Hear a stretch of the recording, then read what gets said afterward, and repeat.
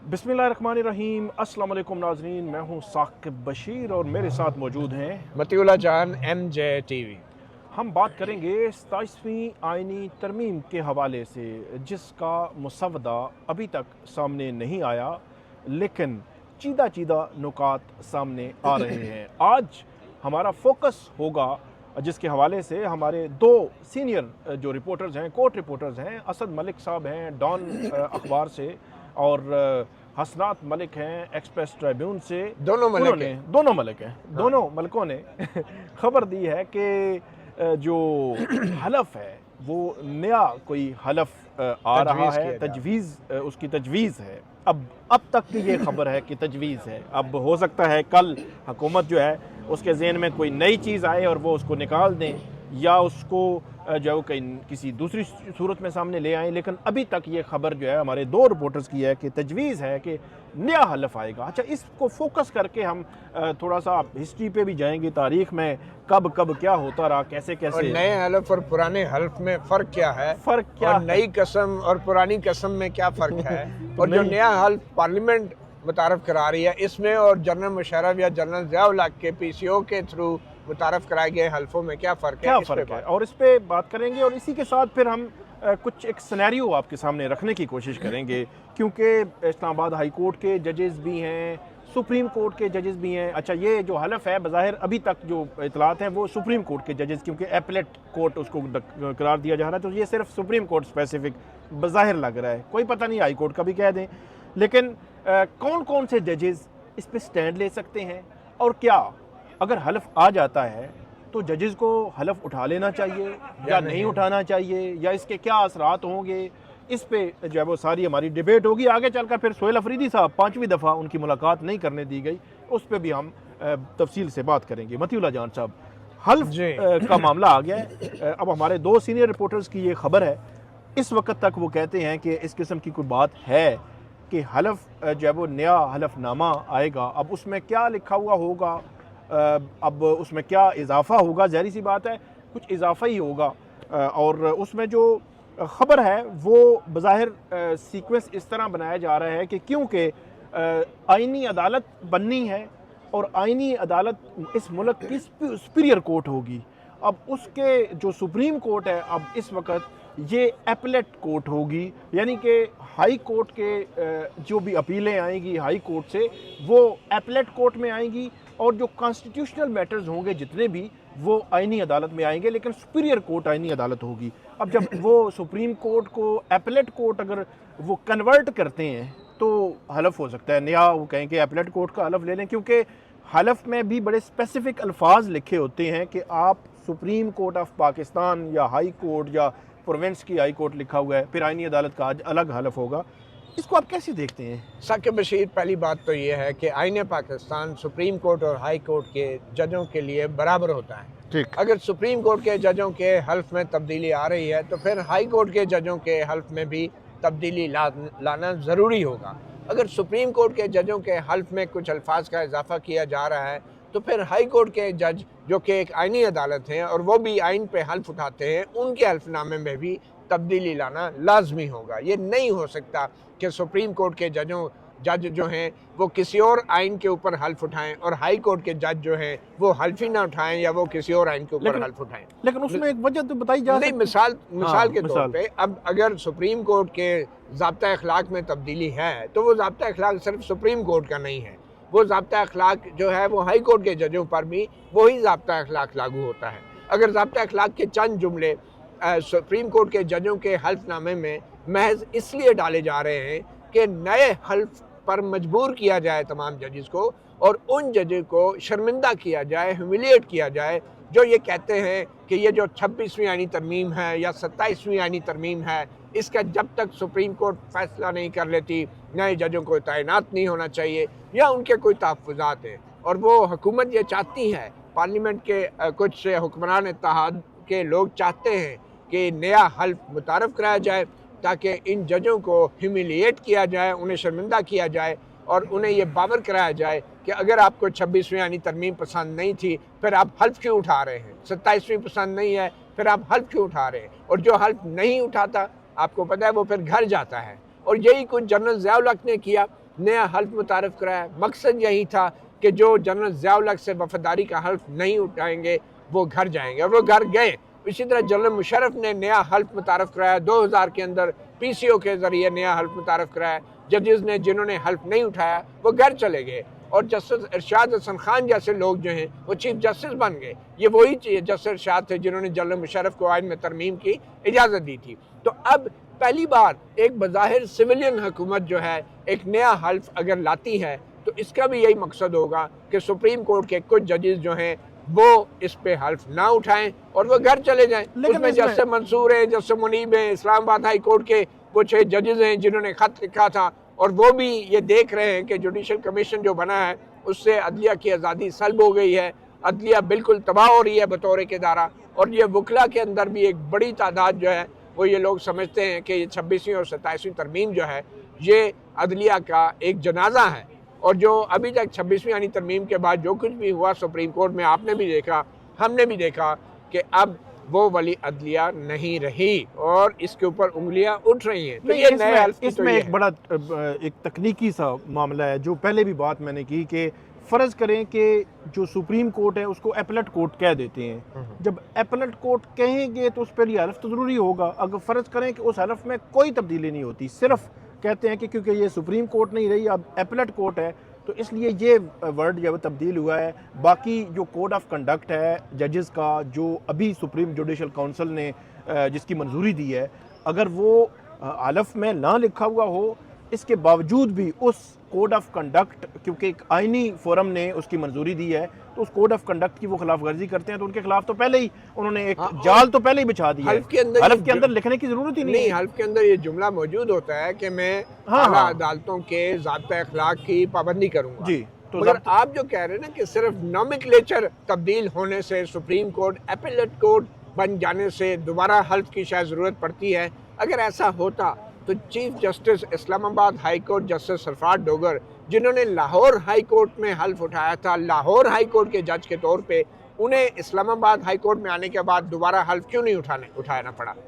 यही supreme court ने तय किया ना। हल्फ तो एक ही होता है, हल्फ आइन के हवाले से होता है, नॉमेनक्लेचर से कोई फर्क नहीं पड़ता। तो मेरे ख्याल में सिर्फ एपलेट कोर्ट नाम बदल देने से आप अगर ये कहें कि सुप्रीम कोर्ट के जजेस हल्फ उठाएं, वो काफ़ी नहीं होगा। मतलब आप ये समझते हैं कि ये कम से कम इसके लिए शायद हल्फ की तब्दीली उनको वो ना करें। अगर गवर्नमेंट कोई ऐसा सोच रही है, कोई ऐसी मसवदे में कोई चीज़ है, तो उसमें कुछ और चीज़ ऐड की जाएगी, इसलिए हल्फ जो है वो तब्दील बिल्कुल। और साकिब बशीर, अगर सिर्फ जजों के हल्फ में तब्दीली लाई जा रही है तो ये बदनीयती है, ये एक साजिश है, ये आमराना सोच है, आमराना रवैया है, रवश है, तारीख है हमारी कि जो जजेस एक आईने पाकिस्तान के साथ वफादार होते हैं, जो अदलिया की आज़ादी के लिए खड़े होते हैं, उनको इसी तरह के हथकंडों से उनको घर भेज दिया जाता है। मगर क्या दीगर जो आईनी ओहदेदार हैं उनके हल्फ में तब्दीली नहीं होनी चाहिए? क्या उनको भी दोबारा हल्फ नहीं उठाना चाहिए? अब देखें ना, मुझे बड़ी खुशी होती है जब ये खबरें आती हैं कि भाई इस आईनी तरमीम के पीछे इस्टेब्लिशमेंट है, तो मुझे थोड़ी देर के लिए ये लगता है कि शायद इस्टेब्लिशमेंट को भी ये एहसास है कि यार आइन में तरमीम किए बगैर जो है ना वो कुछ नहीं कर सकते। मतलब वो भी आइन को अहमियत दे रहे हैं, चाहे एक मनफी अंदाज से दे रहे हैं, मगर ना ये तो वो आइन है कि इसमें इसके होते हुए मार्शल लॉ भी लगे। जब इस्टेब्लिशमेंट ने चाहा टेक ओवर कर लिया, ज़िया-उल हक ने वज़ीर आज़म ज़ुल्फ़िकार अली भुट्टो को फांसी भी लगा दी, उसने कोई आइन वाइन शाइन नहीं देखा। और अब देखें जनरल मुशर्रफ आया, उसने कौन सा आइन वाइन शाइन देखा?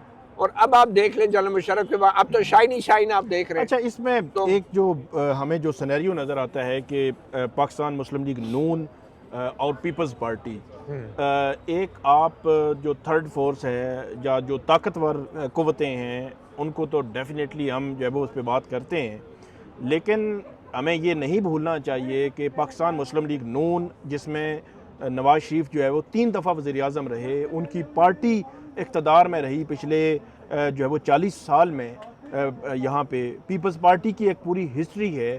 तो जब ये तमाम पॉलिटिकल पार्टीज़ इन्होंने अगर सरेंडर किया हुआ है, तो फिर तो मेरा ख्याल में किसी और को तो हमें ब्लेम करना बनता ही नहीं है कि इन्होंने, मतलब ये पॉलिटिकल पार्टीज़ हैं ना, इन्होंने कभी मिसाक जमहूरियत किया, कभी इन्होंने जब वो पता नहीं क्या क्या किया कि मतलब किसी को हम अपनी इसमें मुदाखलत नहीं करने देंगे, जमहूरियत को मजबूत करेंगे हम, जो पार्लियामान, फिर अब जो है वो अदलिया बतौर इदारा ये तकरीबन ख़त्म कर रहे हैं, या उसको ख़त्म आप नहीं कह सकते, तो मातहत इदारा जो है वो बनाने जा रहे हैं। तो सारा कुछ तो ये कर रहे हैं। अब नवाज शरीफ साहब, मैं सुन रहा था नाना सनाउल्लाह साहब ये कह रहे हैं कि नवाज शरीफ साहब ईच एंड एवरीथिंग उनकी मंजूरी से हो रही है। अभी कोई लिख रहा था कि ये 27वीं तरमीम वो वोट देने आएंगे, तो मैंने कहा हर चीज़ तो उनकी मंजूरी से हो रही है। देखें साकिब बशीर, नवाज शरीफ जैसे सियासतदान जो है ना, उनकी एक तारीख है। वो तारीख ये है कि जब हमारी अफवाज ने कारगिल का ऑपरेशन किया तो नवाज शरीफ जैसा वज़ीर आज़म वो मुकर गया, उसने कहा मुझे तो पता ही नहीं है, ठीक है ना।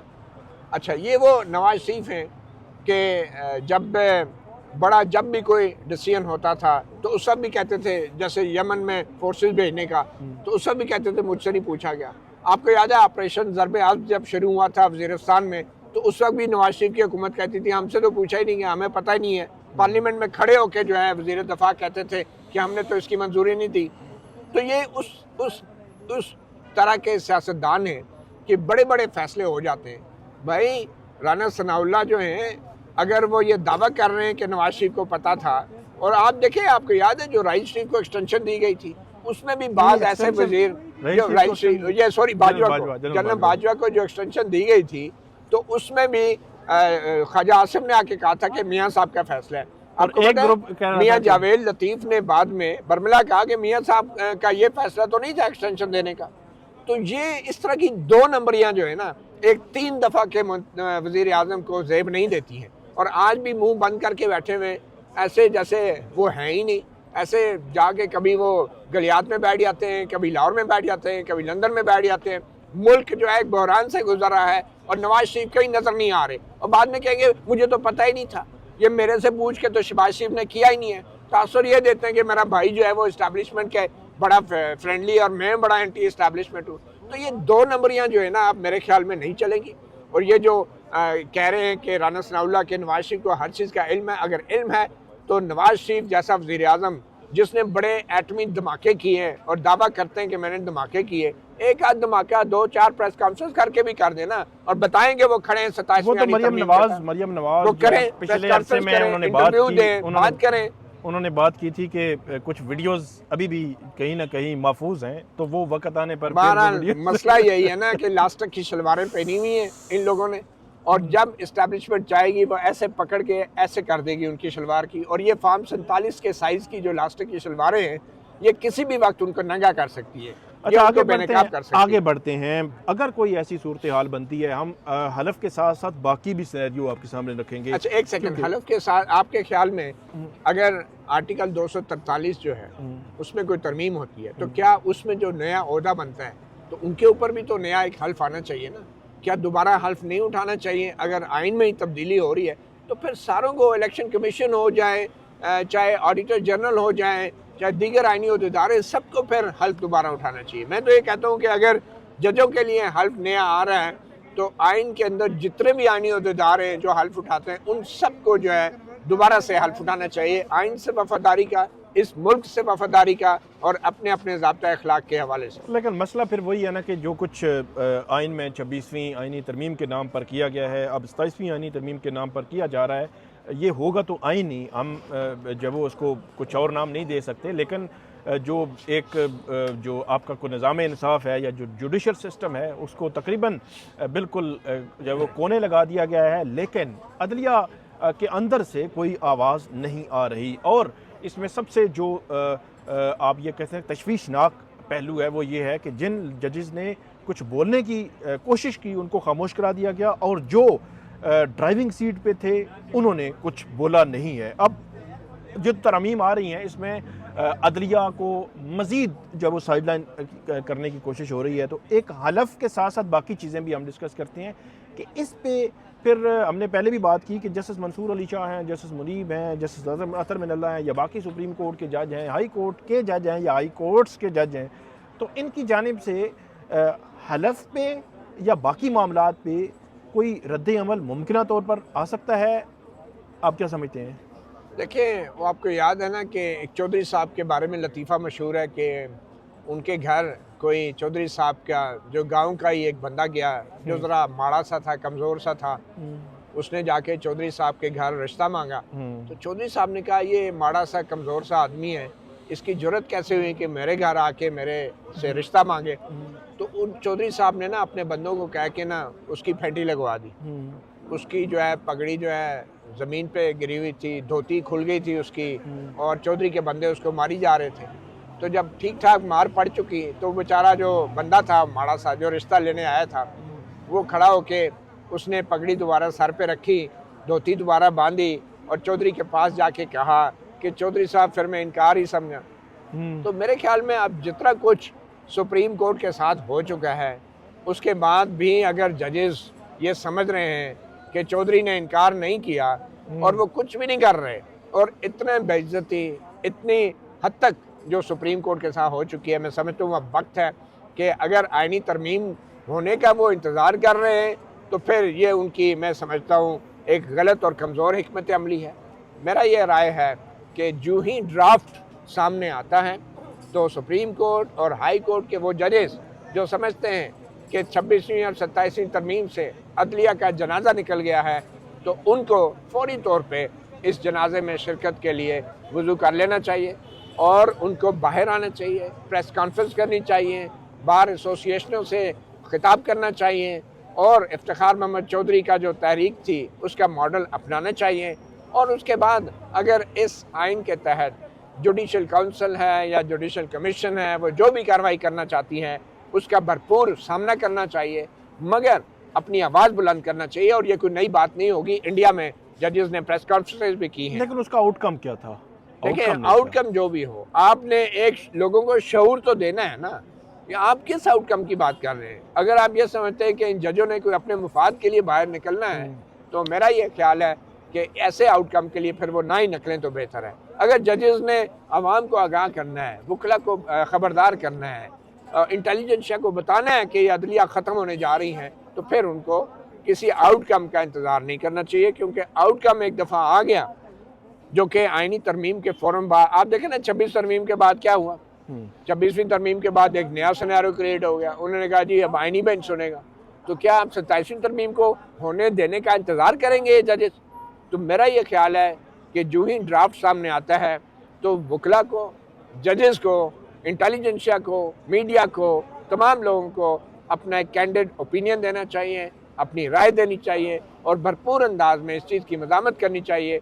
क्योंकि सितम ज़रीफ़ी ये देखें कि जिस आइन को जिन लोगों के लिए बदला जा रहा है, उन लोगों को आइन में तरमीम की ज़रूरत नहीं है। इस आइन में तरमीम उन लोगों के लिए की जा रही है जो आइन का एहतराम करते हैं, और उन लोगों को कंट्रोल करने के लिए तरमीम की जा रही है, वरना उनको आइन में तरमीम की ज़रूरत नहीं है जो माजी में भी जनरल मुशर्रफ और जनरल ज़िया-उल हक की शक्ल में इस कौम का बेड़ा गर्क करते रहे। बेड़ा गर्क जो वो करते रहे हैं, लेकिन जो इफ्तिखार चौधरी के ज़माने की जो तहरीक थी उसमें कुछ फैक्टर ऐसे थे जो शायद इस वक्त ना हों, या सिनेरियो तो बदल भी सकता है कि जजेस अगर बाहर आएँ तो हो सकता है सिनेरियो बदल जाए, हो सकता है उसका असर होना शुरू हो जाए। लेकिन उस वक्त जो मेन स्ट्रीम मीडिया है उसने उसका किरदार अब किस वजह से प्रोएक्टिव था, वो वजूहात पे अलग हम बात करेंगे, लेकिन उस वक्त बहुत एक्टिव था, एक एक लम्हे को कवर जो है वो मेन स्ट्रीम मीडिया कर रहा था। साकिब एक सेकंड, हाँ। उसकी भी वजाहत ज़रूरी है। हाँ। क्योंकि ये एक बड़ी गलतफहमी है लोगों को कि जनरल मुशर्रफ के खिलाफ जो वकला तहरीक चली थी उसमें जनरल कियानी या उस वक्त की ISI का किरदार था। बिल्कुल था, मगर वो तहरीक शुरू जो है इस्टेब्लिशमेंट ने नहीं करवाई थी। वो तहरीक जब शुरू हो गई तो इस्टेब्लिशमेंट ने उससे फ़ायदा उठाने के लिए उस तहरीक को उन्होंने पुश किया। आप ये नहीं कह सकते कि वो तहरीक शुरू ही इस्टेब्लिशमेंट ने करवाई थी। लेकिन मुशर्रफ के शुरू जो है वो एक्सीडेंटली शुरू जैसे भी हुई थी वो एक वाकई तहरीक थी जिसका फ़ायदा इस्टेब्लिशमेंट ने उठाया। तो इसलिए इस्टेब्लिशमेंट को पूरी तहरीक का क्रेडिट देना भी दुरुस्त नहीं होगा। आगे बढ़ते हैं, एक तो मसवदा आएगा, हम उस पर गाहे बगाहे बात करते रहेंगे, पॉइंट्स जो नुकात आ रहे हैं उस पर बात करते रहेंगे। सुहेल खान अफरीदी 5वीं दफ़ा आज गए अडियाला जेल के बाहर, वो 5वीं दफ़ा बग़ैर मुलाकात के वापस लौटे हैं। एक सूबे का 4.5 करोड़ का एक नौ मुंतखब वज़ीर आला है और वो एक छोटी सी कोशिश कर रहा है, इसमें कोई रॉकेट साइंस नहीं है, और दूसरे सूबे में वो आता है और उसको बड़ा दूर रोक लिया जाता है, अडयाला जेल के गेट पे भी नहीं आने दिया जाता और उसको कहा जाता है कि यहीं से वापस चले जाओ। यहाँ अदलिया के जो अदालतों के ऑर्डर्स मौजूद हैं, इसके बावजूद हुकूमत वक़्त की जानिब से कुछ नहीं आ रहा। पंजाब हुकूमत इस पर कोई मतलब उसका कोई रद्द अमल नहीं है, कोई फैसिलिटेशन नहीं है। कल अगर ये हो जाए कि खैबर पख्तूनख्वा में पंजाब हुकूमत का कोई वज़ीर चला जाए, उनको वो फैसिलिटेट ना करना शुरू कर, वो कहें कि हम भी इसी तरह ही फिर करेंगे, अगर हमें जलील आपने करना है तो आप भी इसी तरह ही जलील होंगे, तो ये तो एक नया एक वो बन जाएगा मामला। देखें, सोहेल आफरीदी जितनी मरतबा भी अडयाला जेल इमरान खान को मिलने की नाकाम कोशिश करते हैं और वो जितनी मरतबा भी इस्लामाबाद हाई कोर्ट के बाहर आके एहतजाज में शामिल होते हैं, उतनी ही बार खैबर पख्तूनख्वा बल्कि पूरे पाकिस्तान के अवाम को ये यकीन हो जाता है कि हमारी अदलिया जो है वो आज़ाद नहीं है और खैबर पख्तूनख्वा के जो मुंतखब वज़ीर आला है उसके मैंडेट का एहतराम नहीं किया जा रहा और इस्टेब्लिशमेंट जो है वो आइन से मावरा जो है इदारों के ऊपर असरअंदाज हो रही है और जो शहबाज शरीफ की हुकूमत है वो बेबस है, वो बेअख्तियार है। अब ये तमाम चीज़ें जो हैं हर सोहेल अफरीदी के हर दौरे और हर एहतजाज के बाद इस सोच में और इस अंडरस्टैंडिंग में और इस खौफ में इजाफा होता जा रहा है कि हमारे इदारे नाकाम हैं, कानून के कोई नाम की चीज़ नहीं है इधर और बुनियादी इंसानी हकूक़ के नाम की कोई चीज़ नहीं है। ये चीज़ खैबर पख्तूनख्वा के अवाम को लिए बड़ी इस्तराब का एक बायस बन रही है और मेरे ख्याल में सोहेल अफरीदी एक हिकमत अमली के तहत इस इस्तराब में आज जो उन्होंने बात की वो ये कह रहे हैं कि डे 1 से जब मैं आया हूँ तो मैं ये कह रहा हूँ कि हम आइन और कानून के अंदर रहकर जो भी करेंगे वो करेंगे। वो कह रहा है कि मैं हर दरवाज़ा दस्तक दे रहा हूँ, बल्कि आज चीफ जस्टिस सरफराज डोगर वो वहाँ पे आए आज इस्लामाबाद हाई कोर्ट में, वहाँ उन्होंने बायोमेट्रिक करवाई, तौहीन अदालत की दरख्वास्त दायर करनी है, लेकिन साथ ही चीफ जस्टिस के ऑफिस चले गए और वहाँ पे सेक्रेटरी के कमरे में वो 1.5 घंटा बैठे रहे और उन्होंने कहा कि मैंने मिलना है चीफ जस्टिस, पूछना है कि इमरान खान साहब के बुशरा बीबी के केसेस क्यों नहीं लग रहे, उसके पीछे क्या वजूहात क्या हैं, उनको क्यों लटकाया जा रहा है। तो उनकी मुलाकात नहीं हो सकी, वे वहाँ से फिर वो वापस लौट गए। तो वो बहरहाल ये कह रहे हैं कि मैं आइन और कानून के अंदर रहकर सारे मामलात कर रहा हूँ, हर दरवाज़ा जो है वो उस पर दस्तक दे रहा हूँ कि ये मामला हल करें। मेरा ख्याल ये है कि थोड़ा सा हमारी हुकूमत को भी सोचना चाहिए, शहबाज हुकूमत को, कि मेरे ख्याल में साकिब जिसरा इस्लामाबाद हाई कोर्ट के जो 6 जजेस हैं वो मिल के कवायद भी बना रहे हैं, कमेटियों में भी बैठे हैं, मुकदमात के फिक्सेशन को कंट्रोल कर रहे हैं। तो क्या पेशावर हाई कोर्ट जो है वो खैबर पख्तूनख्वा की हाई कोर्ट नहीं है? क्या पेशावर हाई कोर्ट ये नहीं देख रही कि उनके सूबे की हुकूमत है, उनके सूबे के जो अवाम हैं, उनके वज़ीर आला को इस्लामाबाद के अंदर या दूसरे सूबे के अंदर उनके मैंडेट का एहतराम नहीं किया जा रहा? तो मैं समझता हूँ कि पेशावर हाई कोर्ट के जो जजेस हैं अलामती तौर पे उनको भी इस हवाले से एक गैर रस्मी कहें या रस्मी कहें अपने मौक़िफ़ को वाज़े करना चाहिए। नहीं, उनका इख्तियार नहीं है। देखिए, उनका इख्तियार की बात नहीं कर रहा, वो कोई हुक्म नहीं जारी कर सकते, 199 में वो कोई हुक्म नहीं जारी कर सकते, मगर कोई एक जज तो ऐसा होगा ना जो रोज़ाना ऐसे मुकदमात सुनते हैं जहाँ पे वो अपनी राय का तो इजहार करे ना कि ये क्या हो रहा है सूबों के बीच। और फिर जो सूबाई हुकूमत है, सोहेल अफरीदी वज़ीर आला हैं, उनका ये काम नहीं बनता कि वो एक बतौर एक सूबा वफाकी हुकूमत के ख़िलाफ़, पंजाब हुकूमत के ख़िलाफ़ सुप्रीम कोर्ट में आइन के आर्टिकल 184(1) के तहत जो है दरख्वास्त दायर करें और ये बताएं कि ये जो मामला है अडयाला जेल में पार्टी के सरबराह से मुलाकात का और एक खैबर पख्तूनख्वा के वज़ीर आला की मुलाकात का, ये 2 सूबों के दरमियान तनाज़ा है और सुप्रीम कोर्ट के पास आइन के आर्टिकल 184(1) के तहत ये अख्तियार है कि 2 सूबों में या सूबे और वफाकी हुकूमत में जो भी तनाज़ा है सुप्रीम कोर्ट बराह रास्त उसको टेकअप करती है।